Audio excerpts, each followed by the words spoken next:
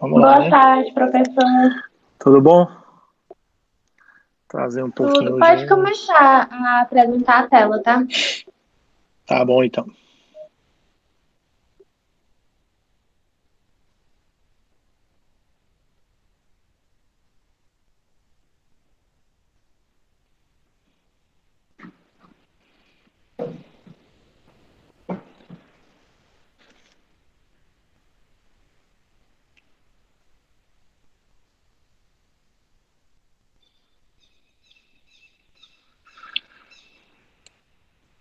Parou de compartilhar, professor. Eu vou abrir de novo aqui.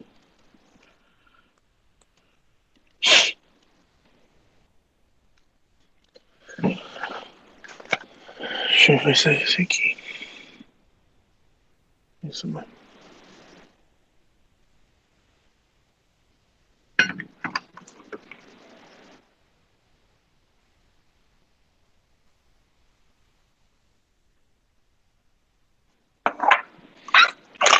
Tá todo mundo vendo? Esse amarelo Deu não viu? certo. Ótimo. Então hoje a gente vai comentar um pouco sobre alguns tipos de métodos que são usados rotineiramente também no laboratório de diagnóstico, no laboratório de pesquisa, para se medir a quantidade de proteínas por meio de ensaios imunoenzimáticos, ou chamados também de imunoensaios. Eu acho que todo mundo já deve ter ouvido falar, todo mundo já deve ter algum tipo de conhecimento sobre esse tipo de teste. Talvez não seja da prática diária de todo mundo, mas é até uma pergunta que eu nem fiz, né, a vocês no primeiro dia. Mas assim, quem é de vocês que está aqui que tem alguma vivência, né, com essa parte de pesquisa de laboratório? Tem alguém que tem?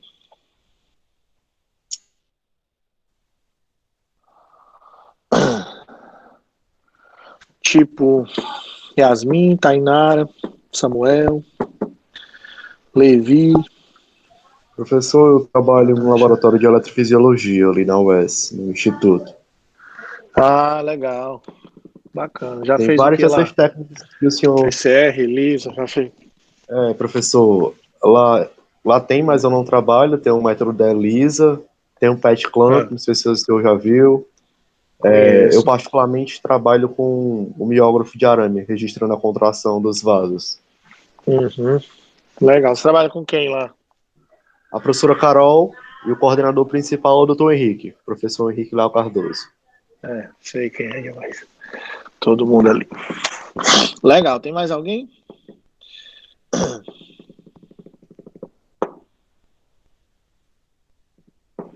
Então pronto. Então, realmente essas técnicas, elas são muito presentes no dia a dia de quem está aí com a mão na massa, né? Como você e como outros. Então, é basicamente um apanhado que eu vou fazer de como funciona a técnica também e de algumas aplicações que podem ser feita com elas. Então, essas técnicas que a gente usa para fazer estudo de proteínas, basicamente utilizando a reação de antígeno-anticorpo, né? Elas têm diversos tipos de uso, né? Como eu mencionei anteriormente, o fato de você verificar, né, a expressão de um determinado gene, se ele está mais expresso ou menos expresso, através da quantificação do RNA mensageiro, muitas vezes isso não tem uma correlação direta com a expressão daquela proteína, tá? Então eu posso ter uma alteração no meu genoma que vai fazer com que a expressão daquela minha proteína possa ser alterada. Como pode ser que essa alteração no genoma não impacte diretamente na produção da minha proteína? Então, embora eu possa ter uma alteração no meu gene, eu preciso ter uma visão também complementar de que da possibilidade daquela proteína ter sofrido ou não algum tipo de alteração. Então é importante também a gente olhar para a proteína, né, como é que está o estado funcional daquela proteína com base na estrutura dela.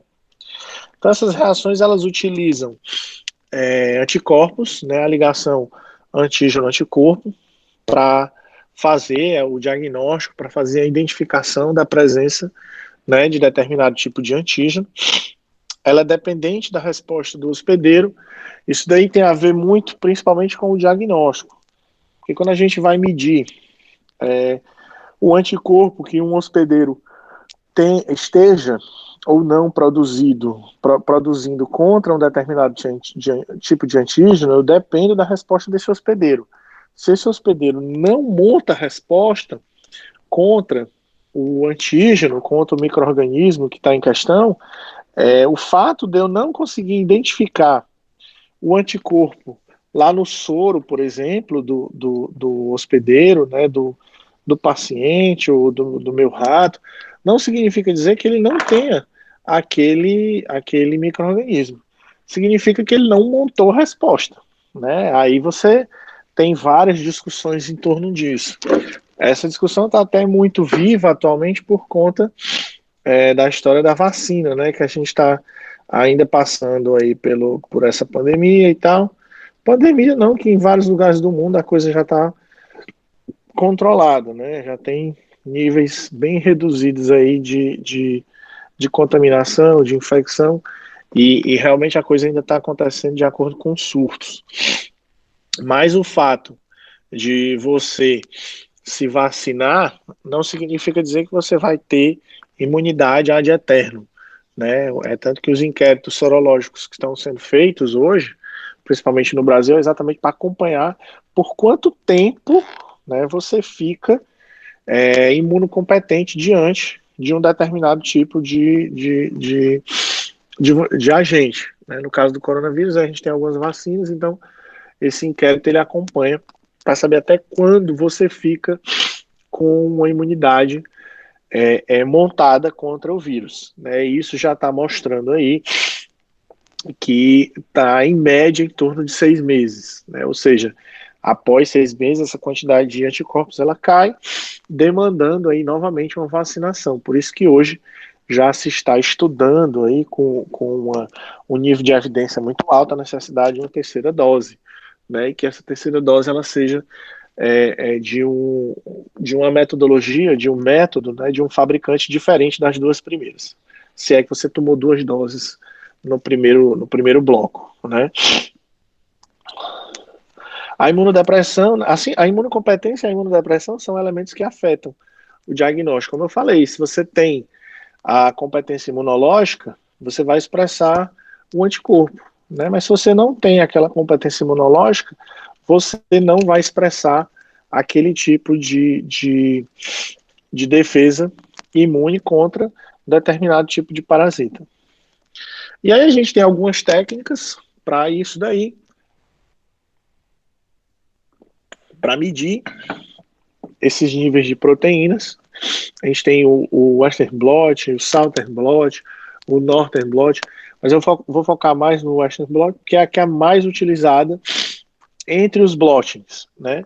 A gente tem também o ELISA, que tem vários subtipos de ELISA, mas eu vou comentar basicamente o ELISA sanduíche, para a gente poder entender o fundamento da técnica e compreender de que forma aquilo ali pode ser usado. Então, o Western blotting, ele no laboratório a gente disse que ele é uma das técnicas, assim, um dos métodos de rotina mais utilizados e ao mesmo tempo mais sacrificantes para quem trabalha com isso. Por quê? Porque ele tem um conjunto de etapas muito grande. Né? Você tem a etapa de quantificação de proteína, de curva de eletroforese, de transferência para a membrana, incubação com anticorpo primário, incubação com anticorpo secundário. E embora em cada fase dessa, né, ao término de cada fase, você tenha condição de estabelecer se aquela fase funcionou, né, se aquilo funcionou de fato para você, por vezes é muito difícil você ter condição de refazer, porque às vezes é um protocolo que vai levar aí 3, 4 dias para você fazer, e quando você for identificar a presença do erro e a necessidade de refazer tudo, geralmente você perdeu aí uma semana. Então é um protocolo muito desgastante, principalmente na realidade de um país pobre como é o caso do Brasil, né, que você precisa muitas vezes fazer o tampão, fazer o gel, né, nos países de primeiro mundo, você não precisa dessa, vamos dizer assim, perda de tempo. Você já compra o gel feito, né, o gel de poliacrilamida feito, você já compra todos os tampões que você vai usar na no seu protocolo, já tudo pronto. Então você não perde tempo tendo que fabricar o tampão, verificar o pH, ver se está tudo certo, ver se o volume disso, ver se o volume daquilo, né? Verificar, confeccionar o gel, que é uma das partes também mais desgastantes que tem, porque às vezes ele funciona, às vezes ele não funciona, às vezes o tampão está errado, às vezes, nossa.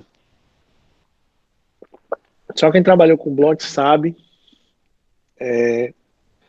o nível de sacanagem e de profundidade do que eu estou dizendo. E o fundamento, né, dessa rotina do blotting é basicamente com relação ao peso molecular das proteínas. Lembra que quando eu falei lá do PCR convencional, que eu mostrei para vocês o gel, a separação daquelas bandas, né, de cada gene, ela ocorria de acordo com o tamanho da banda. E o tamanho da banda era representativo do quê? Da quantidade de cópias daquele gene que você conseguiu amplificar durante o PCR.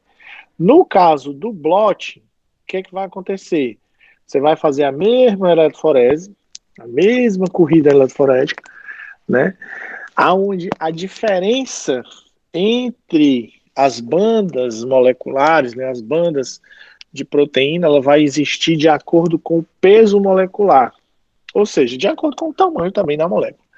Quanto menor for a proteína, mais ela vai se deslocar no gel. E o contrário é verdadeiro. Quanto maior for a proteína, quanto maior o peso molecular, menor vai ser o deslocamento dela, consequentemente fazendo com que ela ocupe a parte mais superior do gel, certo? Então aqui é mais ou menos como a coisa funciona. Você tem aqui, vou pegar aqui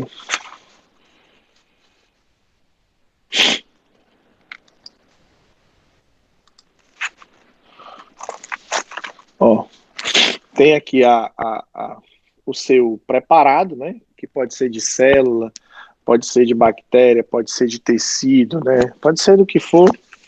E aí você vai lisar esse material aqui, né? Vai extrair essas proteínas, vai quantificar as proteínas.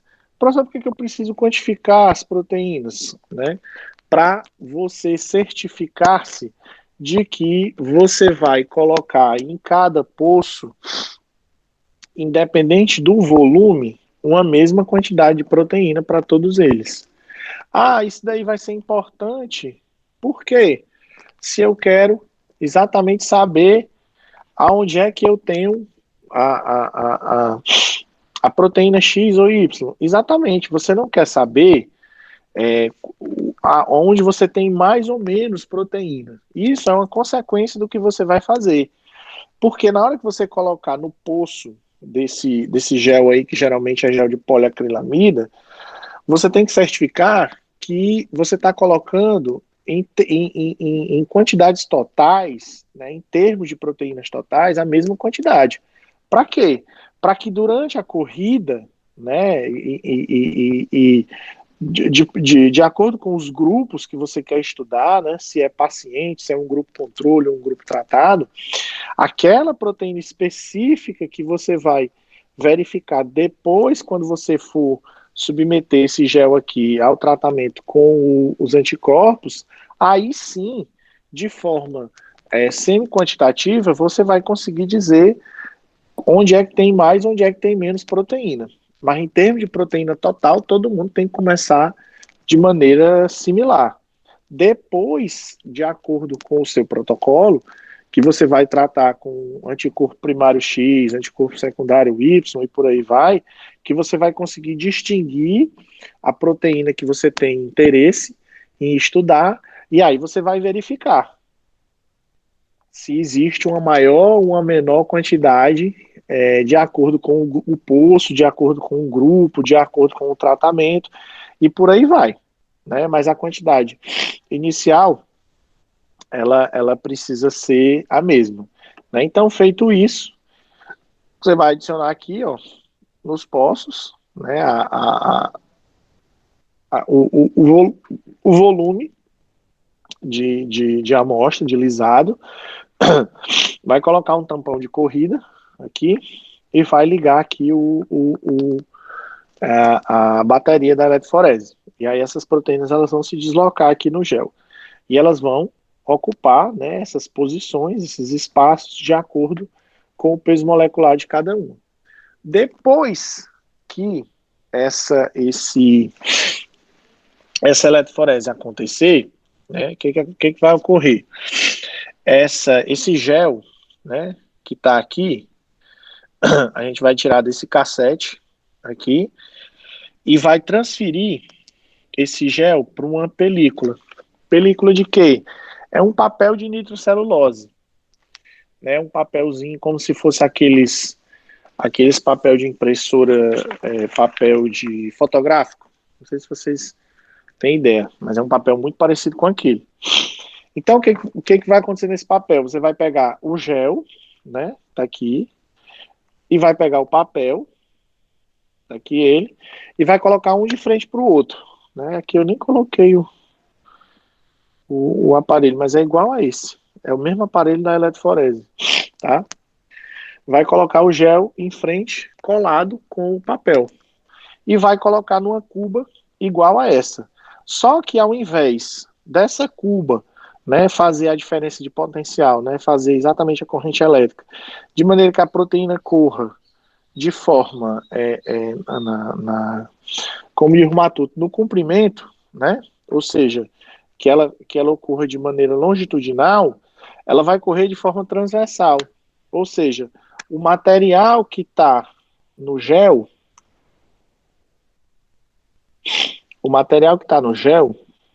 né, vai colocar assim, ó, um de frente para o outro.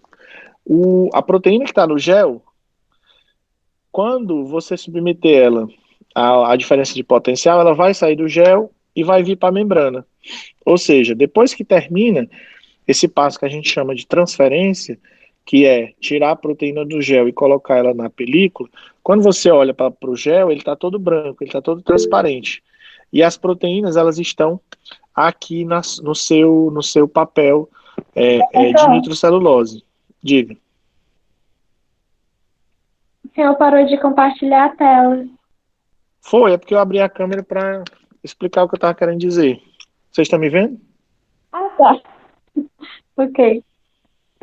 Vocês estão me vendo? Aqui não está aparecendo, não. Oxe. Aqui Como é não que está não aparece? aparecendo, não. Não sei. Vale, que coisa. Eu parei exatamente para fazer essa demonstração. Alguém mais não me viu? Ou alguém me viu? Eu consigo ver normal. Viu, né? Pois é.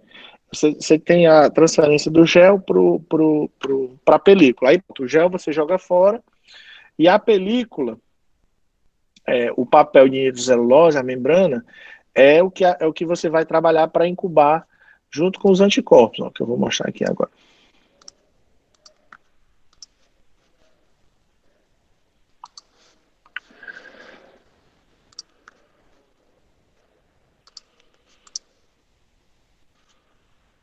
Ó.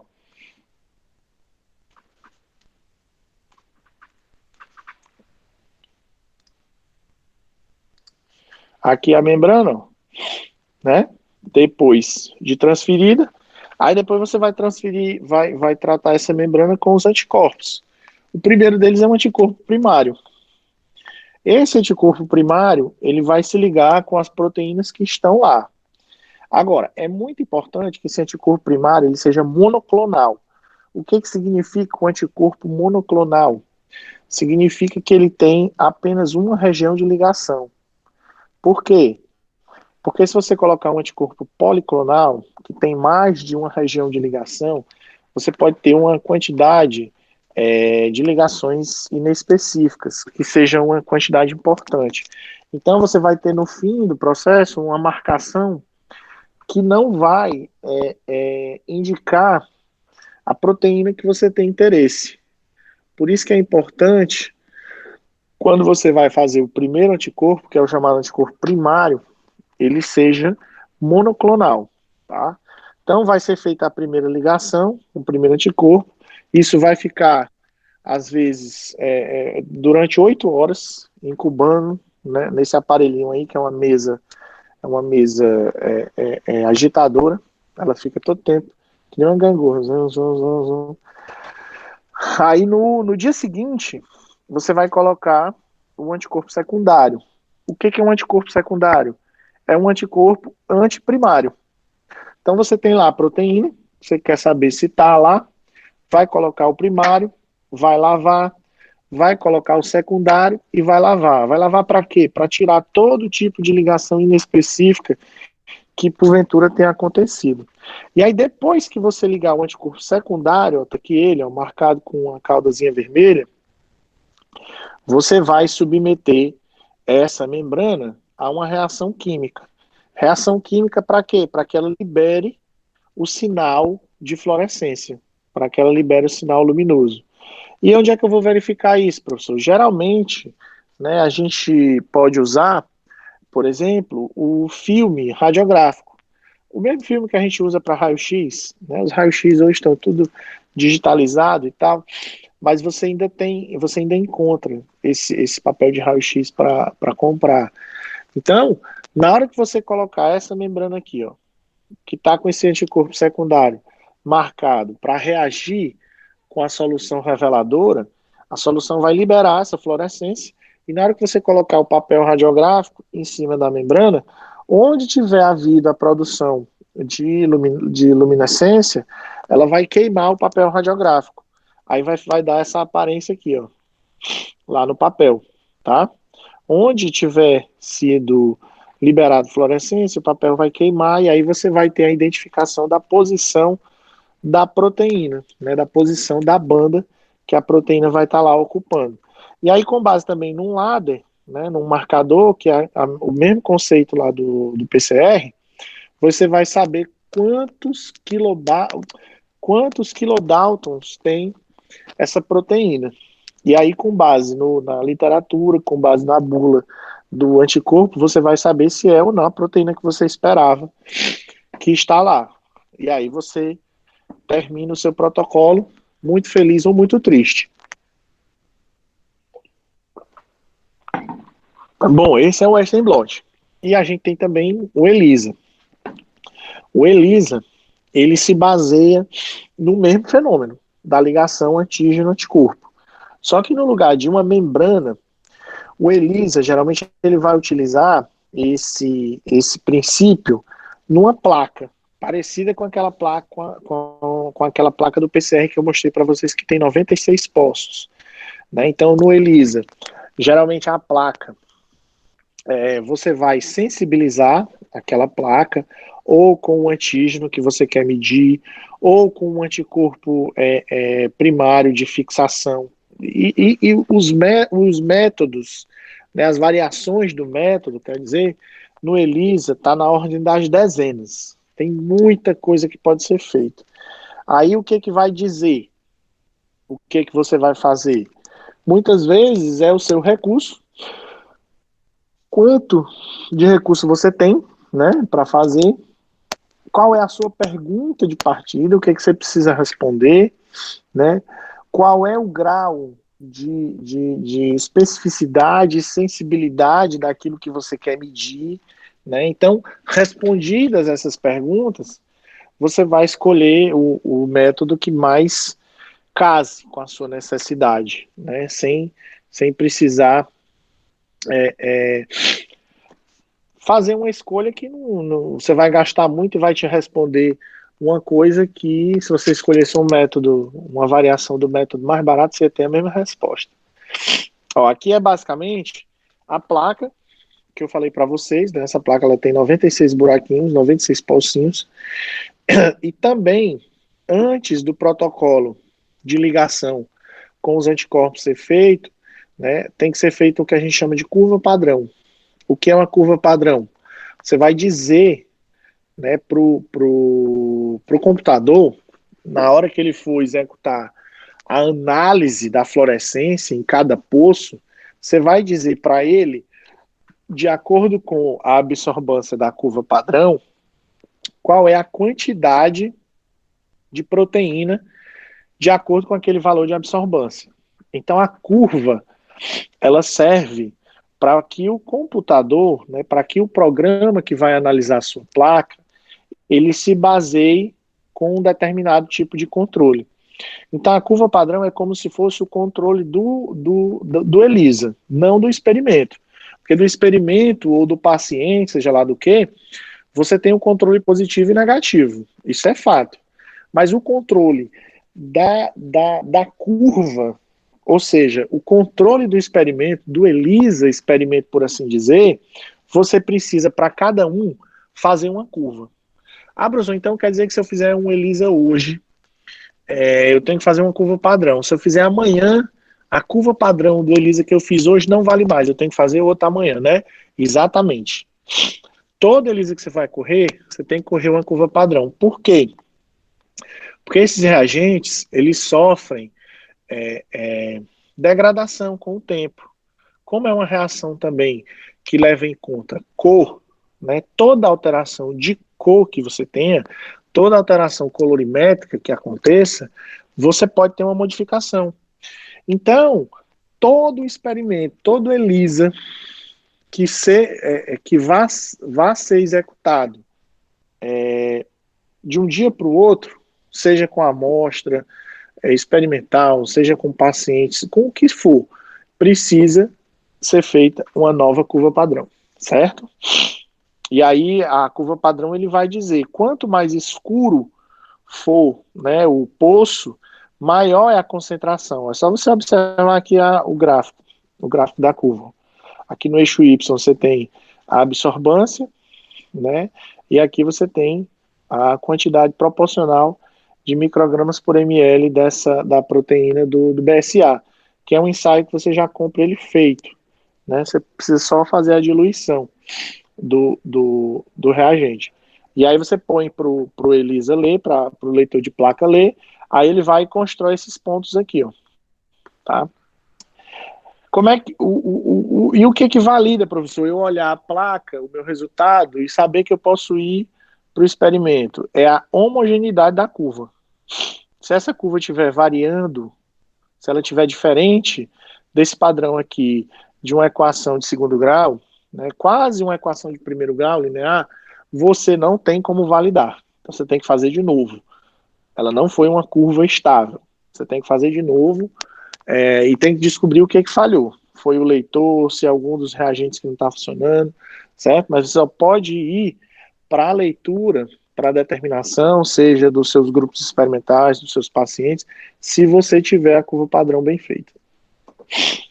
Então, o fundamento da técnica do ELISA é, depois que você fez a curva padrão, você vai pegar uma mesma placa dessa aqui, igualzinho, e aí, em cada poço desse aqui, é o que eu falei, vai variar. No poço, por exemplo, pode ter um anticorpo primário, ou seja, eu tô trabalhando com uma placa que a gente chama placa sensibilizada. Então, no fundo dessa placa, já existem os anticorpos primários fixados na base dela, no fundo dela. E aí, quando eu colocar a minha amostra em cima, o que vai acontecer? A proteína que está diluída lá no meu soro, ou no meu plasma, ou no meu lisado de células, seja lá onde for, vai se ligar com esses anticorpos, né? Vai haver uma ligação forte. Aí esse anticorpo também é importante que ele seja monoclonal, para que eu não tenha reação inespecífica. Então, a proteína que eu tenho vai se ligar com o anticorpo, eu vou deixar essa ligação acontecer durante algumas horas, e depois eu vou pegar essa placa e vou bater. Eu vou virar ela de cabeça para baixo e vou bater. O professor não vai desligar, não, a ligação, vai não. Ela é uma ligação forte e estável. Você vai lavar a placa com alguns tampões e vai ligar um anticorpo secundário. Ó. Aqui é um pouco diferente do que eu estou explicando, porque aqui na placa é como se ela tivesse sido sensibilizada já com o antígeno. Tá? E aí você colocou um anticorpo primário, colocou um anticorpo secundário, né, aqui marcado com HRP ou aqui marcado já com fluoróforo. Tá? E aqui são casos diferentes, mas o fundamento é exatamente o mesmo. Aqui, nesse caso, o anticorpo secundário já está ligado com o fluoróforo. E quando vai se incidir sobre ele um laser, o laser excita o fluoróforo e o fluoróforo libera a fluorescência. Nesse caso aqui, o anticorpo secundário, ao invés de ser marcado com o fluoróforo, ele é marcado com uma enzima chamada peroxidase, que é essa Horse-Radix peroxidase. Quando essa peroxidase tiver contato com o substrato, que você vai misturar também depois, ela vai reagir e vai liberar também a luminescência. Vai liberar a fluorescência, que vai ser também medida pelo programa, pelo computador. Mas em termos funcionais, no final, você tem o mesmo fenômeno. Qual é o fenômeno? Liberação de fluorescência, liberação de luz. E essa liberação de luz, ela vai ser quantificada. Quanto mais luz, significa mais o quê? Quanto mais luz liberada, significa mais o quê?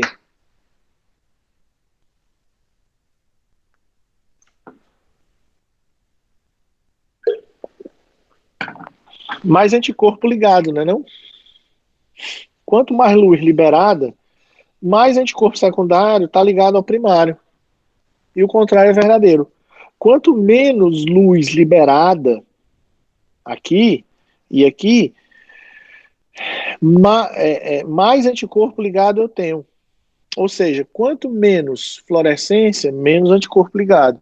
Quanto mais fluorescência, mais anticorpos secundários estão ligados ali na minha amostra.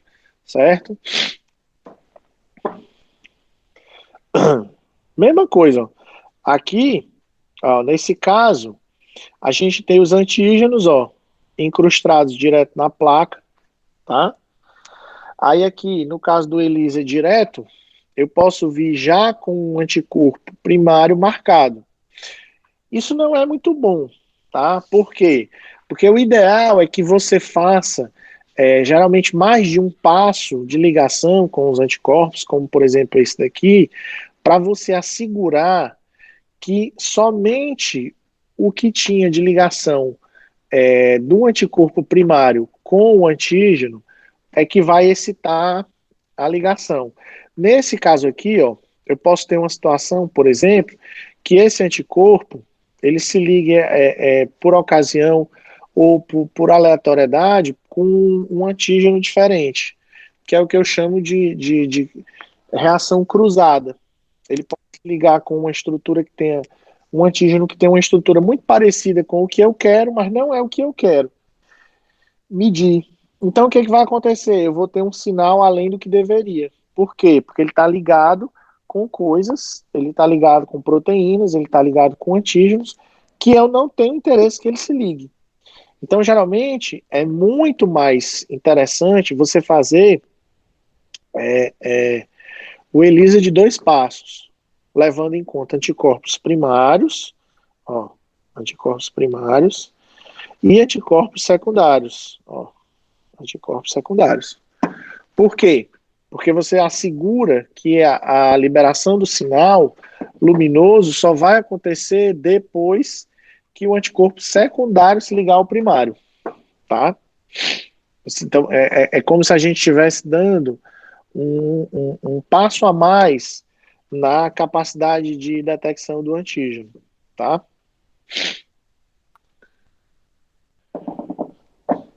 Alguém está com dúvida até agora, gente? Para a gente poder conversar, perguntar?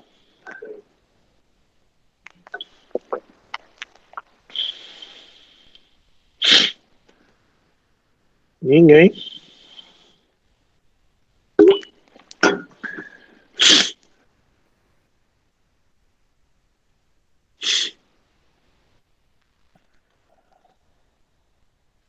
Tranquilo, professor.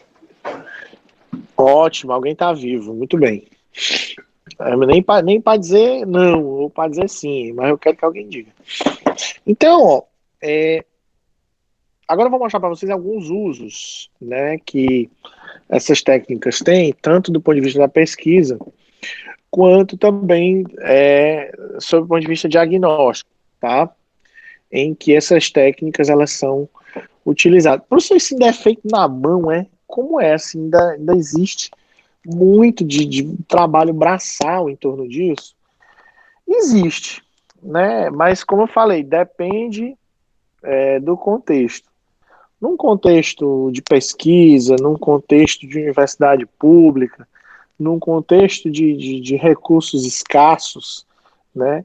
Realmente é uma situação que você vai precisar utilizar muito o braço, né?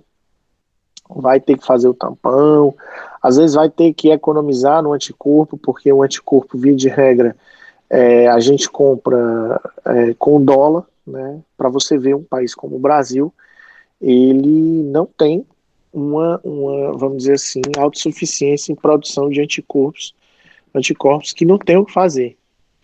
Não tem o que fazer como? Não tem o que fazer. Você pega um rato, induz um câncer no rato, né? Direciona aquele tumor, que isso é fácil. Você pode comprar o tumor, você comprou o tumor uma vez só e coloca aquelas células para ficarem imortalizadas, e você fica replicando aquilo toda semana, de 3 em 3 dias, e elas nunca morrem. E aí você induz aquela célula, você implanta aquela célula no rato, e aquele tumor começa a produzir esses anticorpos para você. E aí você recolhe o sangue do rato, faz uma separação eletrocromatográfica e pronto, você já tem um anticorpo que já pode vender, comercializar. Obviamente, né, tem que passar por todo um blá blá blá industrial e tal, mas isso a universidade tem condição de ajudar e de romper, né, com essas barreiras. Mas a gente é tão atrasado que a gente não tem, né, ainda autossuficiência em anticorpo. Então, se você vai precisar de anticorpo, já saiba que você vai estar na mão do dólar. E o dólar do jeito que está, né? O anticorpo antigamente a gente comprava a R$ 3.000, né, R$ 4.000, um anticorpo de US$ 700, US$ 800. Hoje, o dólar tá o quê? R$ 6 já, né? 5,70, 5,40, né? Então você não acha que vai comprar um anticorpo por menos de R$ 4.000, R$ 5.000. Ou seja, se você não tiver um bom projeto que tenha condição de ter um aporte financeiro muito robusto, esqueça, porque não vai rolar. E pode até rolar, né, naquela famosa coisa da boa vizinhança, né? Tem alguém ali que compra, né, só aquilo, aí o outro alguém compra só outra coisa, aí você vai e troca, né? Na pesquisa é muito comum esse tipo de coisa. Mas no diagnóstico você não pode pensar dessa forma, né? Principalmente para se você pensa em ser uma referência, ou trabalhar com essas técnicas na rotina, tá? Então, no diagnóstico, geralmente a coisa vai ser comprada de maneira mais maciça. Então, tem algumas doenças que podem ser utilizados esse tipo de diagnóstico com essas técnicas, né? Tanto de Blot quanto de ELISA. Então, a gente tem o HIV, a doença de Lyme, né, que é a famosa doença do carrapato, as hepatites, né, a própria herpes, o HTLV, que é um vírus que tem uma fisiopatologia muito parecida com o do HIV, a toxoplasmose também, tá? Eu vou comentar algumas delas aqui. Então, as hepatites, elas têm aí uma fisiopatologia muito conhecida, né? São doenças causadas por vírus, que tem como órgão principal, né, de lesão o fígado, que é um órgão assim extremamente,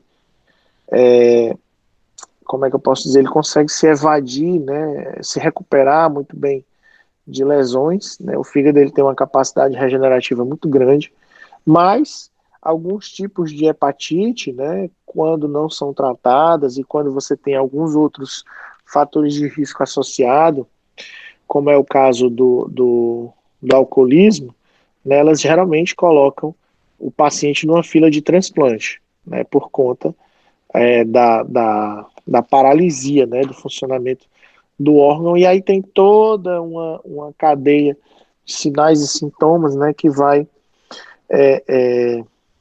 ocasionar no indivíduo, né, a lesão no fígado vai produzir. Ah, esse bichinho aqui ia ficar rodando, né? Ficou? Ah, pronto.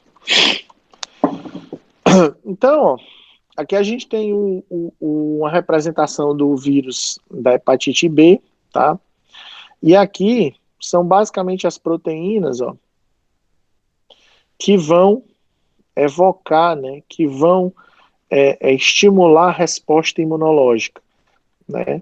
Como essa proteína HBS, né? Como essa proteína HBE, aqui que está no envelope viral, certo? Então essas proteínas são as proteínas que vão realmente montar, evocar a resposta do sistema imune, tá? Aqui a gente tem um perfil o perfil sorológico, né, do indivíduo com hepatite B. Aqui, ó, no período inicial, de 4 a 12 semanas, o período onde é indicado se fazer qual teste. Olha aqui, ó, que a gente até já comentou, o PCR. Por isso que eu digo, o PCR, né, ele é a técnica que tem uma maior robustez, uma maior capacidade de identificar de maneira precoce a existência, né, de determinados micro-organismos e de determinadas doenças que não somente micro-organismos, né, mas aí vale o quanto mais cedo, melhor. Então, passado esse período, né, que o PCR fica positivo, aí você pode vir aqui para os períodos mais crônicos, né, que já vão de semanas a meses. Aí, nesse período, que a gente tem franca expansão viral, o que acontece? O sistema imunológico ele vai ser elicitado, né, ele vai ser provocado. Quando ele é provocado, ele começa a montar a resposta contra esses antígenos. E aí você começa a perceber aqui, ó, a elevação na dosagem desses antígenos. E, consequentemente, a elevação a posteriori da dosagem dos anticorpos. Professor, por que o anticorpo ele não sobe no mesmo momento da elevação na quantidade do antígeno? É porque o sistema imunológico ele trabalha sempre correndo atrás do prejuízo.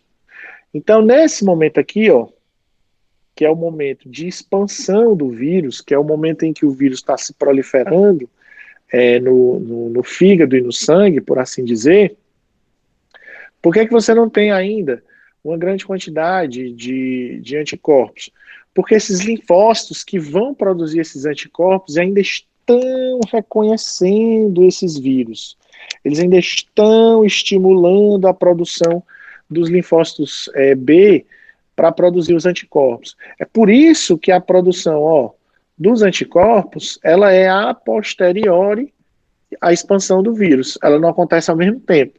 Ela acontece ao mesmo tempo numa pequena escala, que veja que quando a quantidade de vírus está decaindo, a quantidade de anticorpos está subindo. Aqui, geralmente, nessa interface entre um período e outro, né, que eles chamam de fase aguda de infecção e fase de recuperação. Na fase de recuperação é quando você tem aí essas titulações de anticorpos elevadas, certo? Então você pode perguntar, professor, se eu fizer nesse período aqui a sorologia, né, que é a detecção do anticorpo, ele vai dar positivo? Provavelmente não. Provavelmente não vai dar. Significa dizer que eu estou saudável? Aí eu devolvo a pergunta. Significa dizer que você está saudável? Não. significa dizer que você está fazendo um exame, você está fazendo um teste fora da época em que esse teste tem adequação para ser feito, que ele tem sensibilidade e especificidade, tá? O que daria positivo? Muito positivo aqui, belíssimamente positivo. Qual dos testes? Hein?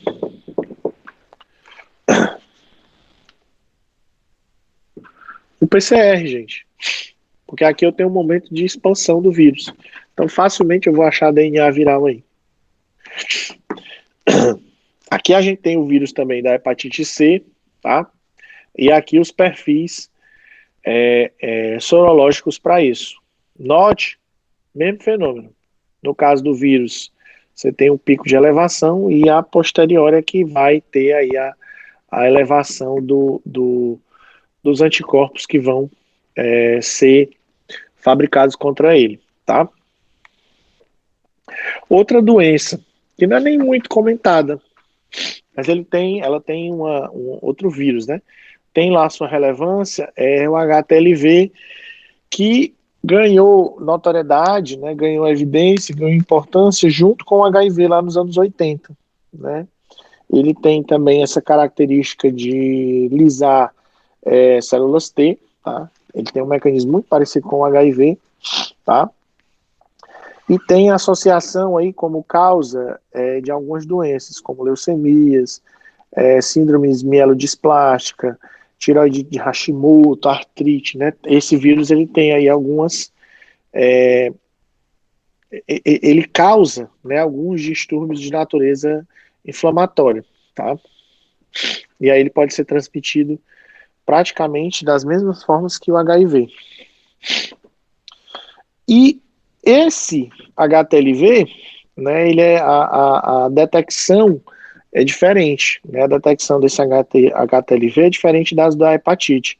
A hepatite, o método de escolha é o ELISA.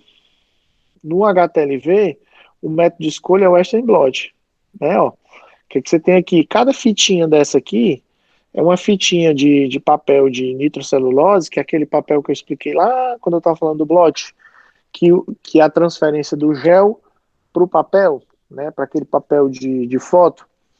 Aí cada colunazinha dessa é uma tirinha desse papel que foi colocado a amostra do paciente lá no gel e foi transferido para a folhinha. Né? Aí depois a gente vai lá e corta cada colunazinha do papel e faz aí essa montagem. A gente tira uma foto e faz a montagem no slide.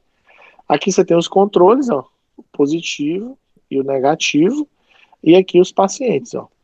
Para cada banda dessa aqui, ó, é uma proteína que existe lá no vírus, tá? E aí você verifica a presença de cada proteína dessa nos pacientes que estão ou não contaminados, né? Você vê que tem alguns aqui que são seguramente positivos e outros que existe uma dúvida, né? Por exemplo, paciente A, B, C, D, H são positivos, né? Paciente aí são positivo e F reativo, mais ou menos não reativo. Ele não falou que nenhum é indeterminado. Deixa eu ver se tem outro aqui. Eu acho que é no HIV que eu falo. Mas devia ter. Por exemplo, esse paciente I aqui, por exemplo, ó, ele coloca como HTLV2, né, que é o segundo sorotipo. Mas você pode ter uma situação em que o paciente apresente só 2 ou 3 bandas dessa. Aí como é que sai o laudo, né? O laudo ele sai inconclusivo. Você não consegue dizer nem que ele é negativo e nem que ele é positivo. Aí o que se faz em situações como essa? Ou você faz um segundo Western blot concentrando a amostra, colocando mais proteína, para saber se a proteína está lá. No entanto, ela estava mais diluída quando você colocou, ou você colhe uma nova amostra, tá? Que pode ser de sangue, que pode ser, sei lá, pode ser da bochecha, pode ser da saliva. Nesse caso aqui é do sangue, tá? O HIV também, ó, mesmo fenômeno, tá? Aqui tem a fitinha do blot, ó, aqui é a fita do Western blot, e aqui é a indicação de cada banda dessa como sendo uma determinada proteína que pertence aí ao vírus, tá? Ah, se eu tiver só 3 aqui na fita, significa dizer que é negativo? Não. Significa dizer que ele é inconclusivo. E aí você tem ferramentas e artifícios para tentar chegar a um diagnóstico fechado, se é positivo ou se é negativo, tá? Ah, e quando nem assim eu consegui, aí você colhe uma nova amostra, tá? E se o paciente for cadáver, né, se o paciente morreu, aí você tem outras formas de concentrar a proteína. Tá? Existem outras ferramentas que podem ser utilizadas para você concentrar a proteína. Tá?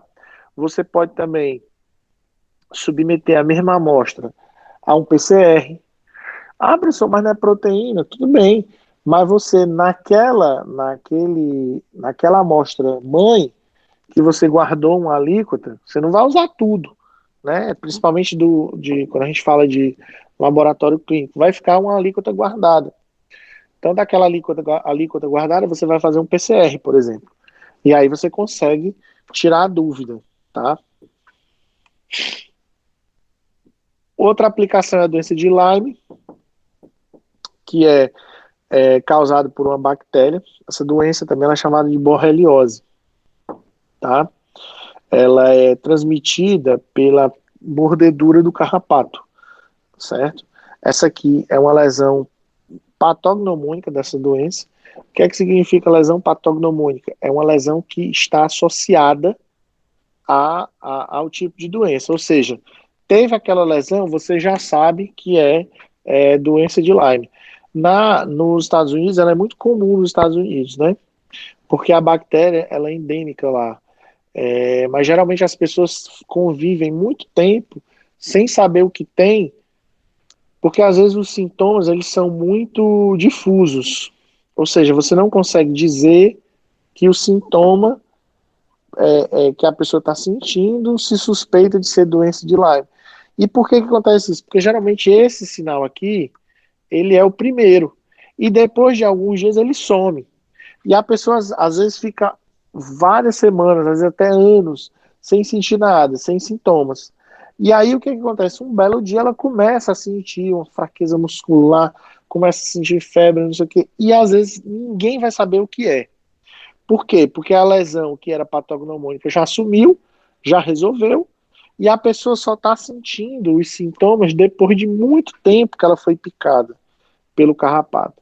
É por isso que às vezes vocês vão ver aí num seriado ou num filme, não sei o quê, sempre que a pessoa tem um diagnóstico que nunca é fechado, o pessoal suspeita logo de doença de Lyme, porque é uma doença que não mata direto, rápido, e que às vezes os sintomas eles são muito inespecíficos, tá? Ó, aqui também está o padrão tanto de ELISA, que pode ser feito, quanto do Western blot. Ó, o ELISA, ele dá o padrão aqui, ó, menor ou igual a 0,9, negativo. De 0,91 a 1,09, ele considera equívoco, significa inconclusivo, tá? Então, ó, na sorologia a gente chama esse intervalo aqui, por exemplo, de zona cinzenta. O que é a zona cinzenta? É um intervalo de absorbância lá do seu pocinho, ó, que é como se fosse aquele pocinho que eu mostrei para vocês aqui, ó. Ó. Aquilo ali é como se fosse um pocinho desse, tá? Ele apresentou absorvância nesse intervalo. Quando apresenta nesse intervalo, ele não consegue ser conclusivo, se é positivo ou negativo. E aí, se for maior do que 1,1, você considera positivo. Para o blot, o resultado não vem em absorvância, ele vem em quantidade de bandas. Ó. Se tiver 5 ou mais bandas, Para IgG, acima de 93 kilodaltons, você diz que é positivo.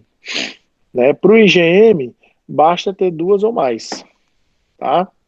Então, por exemplo, vamos olhar aqui.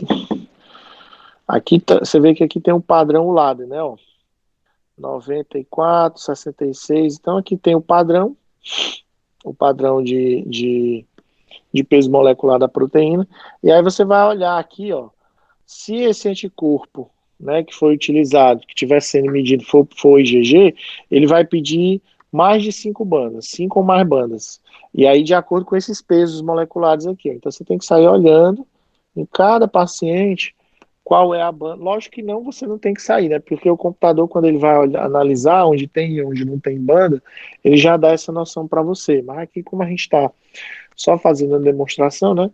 Você vai contar aqui aonde é que tem banda e qual é a posição que essa banda ocupa para dizer se é ou não relacionada à proteína da doença de Lyme. E aqui tem algumas características da doença, né? Um mapa mental. Na pesquisa, também essas técnicas são muito utilizadas, tá? Por exemplo, aqui é uma técnica de Western blot que foi utilizada para medir essas proteínas de junção de adesão. O que é uma proteína de junção de adesão? São proteínas que existem lá no tecido epitelial que vão fazer o contato entre uma célula e outra. Nesse protocolo aí, o que foi medido? Foi medido a ação dessa dieta regional básica, que é uma dieta que é rica em carboidrato e pobre em proteína e induz desnutrição, comparado com uma dieta controle, que é uma dieta que tem isocalórica, né? Tem a mesma quantidade de calorias e proteínas que o animal precisa. Né? Aqui a gente queria demonstrar que a desnutrição, ou seja, o animal que recebe uma dieta pobre em proteína, ele vai ter um aumento compensatório dessas proteínas de adesão. Por quê que esse aumento é compensatório? Porque vai ocorrer lesão do epitélio. E por que vai ocorrer a lesão do epitélio, professor? Porque o fenômeno de desnutrição já está demonstrado que ele sozinho inflama o epitélio. Ou seja, você não precisa ter um patógeno no intestino para que o intestino se inflame. Se você tiver numa situação de desnutrição, só a desnutrição por si já leva a uma inflamação do intestino, que a gente indicou aqui pelo aumento dessa proteína, da claudina 3, que é uma proteína que existe lá nos desmossomos, lá nas junções, nas tight junctions do epitélio do trato gastrointestinal. Tá? E aí a gente conseguiu ver pelo Western blot que há uma elevação na quantidade de claudina de animais que estão em situação de desnutrição. É também possível de se fazer o Western blot para se identificar as proteínas de outros protozoários, como por exemplo o Cryptosporídeo parvo. Tá? Então, aqui, ó. Aqui você tem o controle e aqui tem as amostras do que você está investigando, né, para a presença dessas proteínas. Basicamente são essas duas aqui, os marcadores, de 25 kilodaltons e de 40 kilodaltons. Também pode ser usado o ELISA. Só que essa técnica de ELISA que eu estou mostrando para vocês aqui é de uma coisa assim já muito mais moderna, que não usa a placa, tá? Aquela placa que eu mostrei para vocês lá atrás, nos métodos mais modernos, eles estão fazendo hoje com chip. Um chip, Um chip, como se fosse um chip de computador mesmo, né? Um chip de celular. O que acontece? Lá no chip de celular, né? Falo chip de celular, mas não é propriamente um chip de celular, é só para você imaginar aí na cabeça. Eles fazem, né? As empresas sensibilizam já no chip, né? O antígeno, ou o anticorpo, e aí depende muito da empresa, depende muito do que você quer medir, né? E aí você vai testar a sua amostra em quantidades muito pequenas, né? Na ordem de femtolitros, de picolitros, né, que é um volume muito menor do que os microlitros que a gente está acostumado a usar em pesquisa, né. Então, eles vão usar também não só anticorpos, eles vão usar também beads magnéticas, ó, isso aqui que vocês estão vendo, essas bolinhas aqui, ó, são beads magnéticas. O que são beads magnéticas? São microesferas, né, de algum tipo de metal que vão ter atração pela proteína, ou pelo DNA, ou pelo RNA, tanto faz. Aqui no caso é por proteína, tá? Então elas vão ter atração pelos anticorpos ou pelos antígenos, e quando houver essa reação de conjugação da bead magnética com a proteína, ela vai emitir um sinal. Ela vai emitir um sinal aqui de fluorescência. E esse sinal de fluorescência ele vai ser lido pelo computador também. E aí ele vai ter condição de dizer se é positivo ou negativo, e por aí vai, tá? E aí tem alguns casos também que a gente vai, que vocês vão ler e eu quero que vocês me digam. Ah, professor, você falou só de HIV, desse de lá, deve ser mais ou menos isso, né? É, exatamente.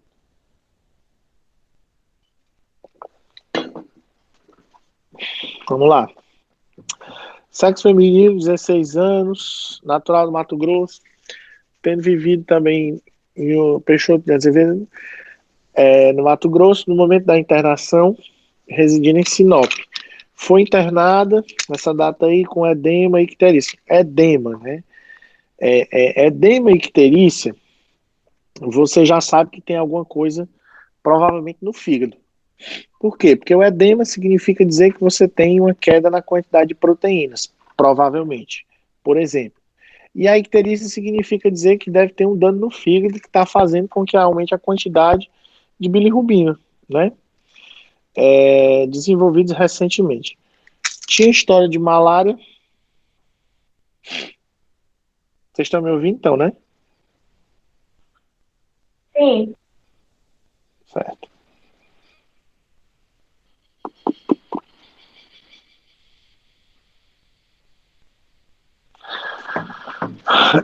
Tinha história de malária e hepatite aos 4 anos, né? Tadinha, né? Com 4 anos de idade, a pessoa já leva um baque desse.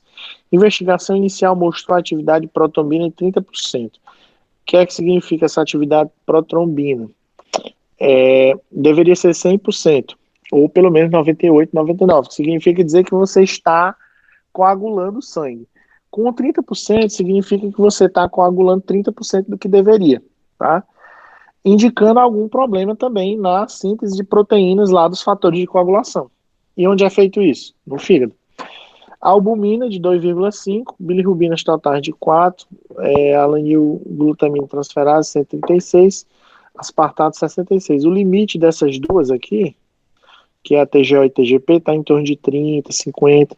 Então você vê que as duas já estão também elevadas e são marcadores de função do fígado. O ultrassom mostrava ascite. Ascite é o edema na região abdominal. Esplenomegalia é o crescimento do fígado. E sinais de doença parenquimatosa crônica do fígado. Significa dizer que doença parenquimatosa provavelmente é que o fígado estava inflamado.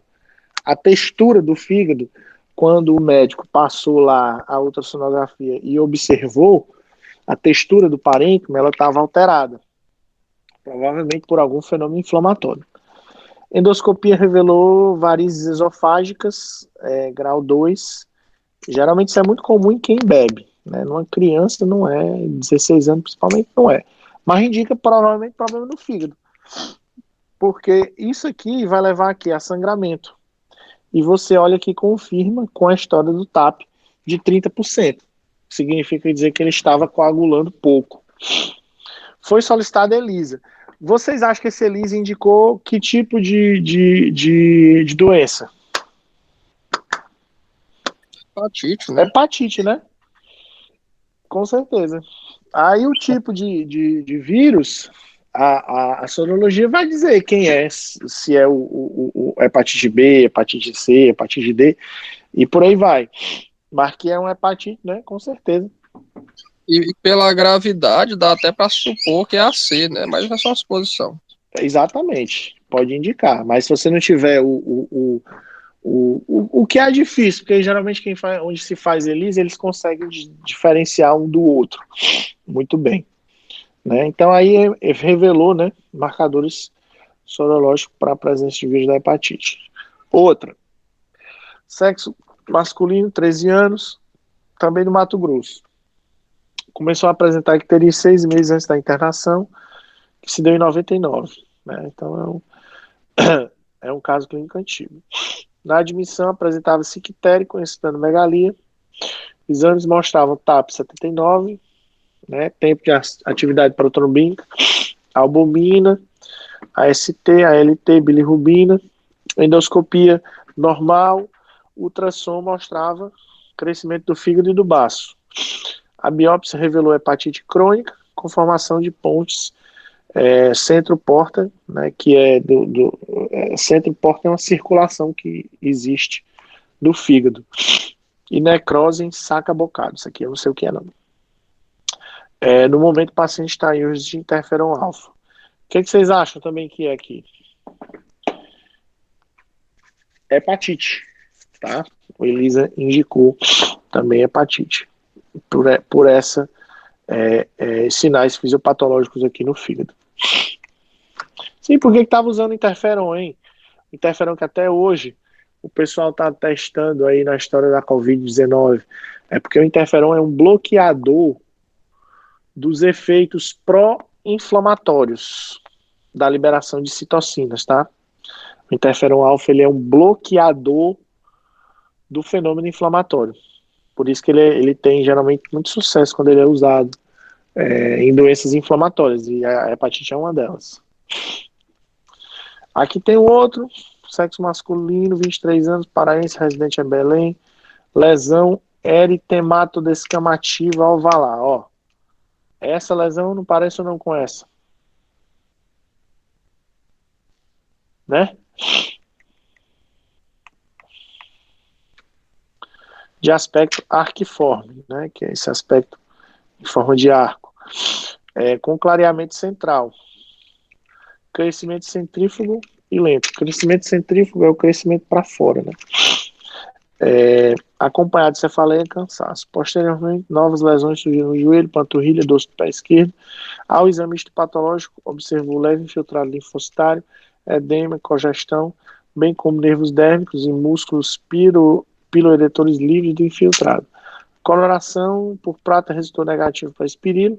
Solicitado sorologia para doença de Lyme. Tá?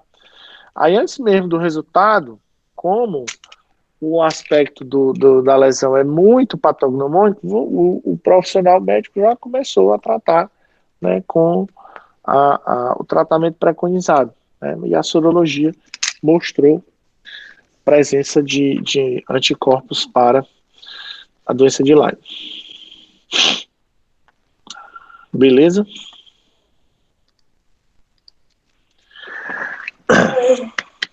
E aí, dúvida? Só entendi, foi nada. Então, mais perguntas. Não tô com dúvida. Mais de cartinhas. Tem dúvida. Tava só prestando atenção aqui. Diga. Tudo ok. Ah, sem dúvida. Entendi você falar, tem dúvida. Então, pronto. Até amanhã, pessoal. Ixi, as minhas entrou agora. Professor, obrigada. Já Gostei saiu. muito da aula de hoje.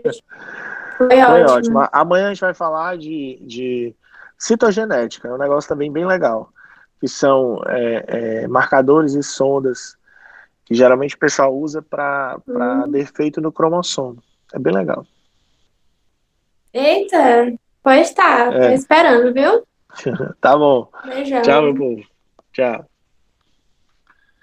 Tchau.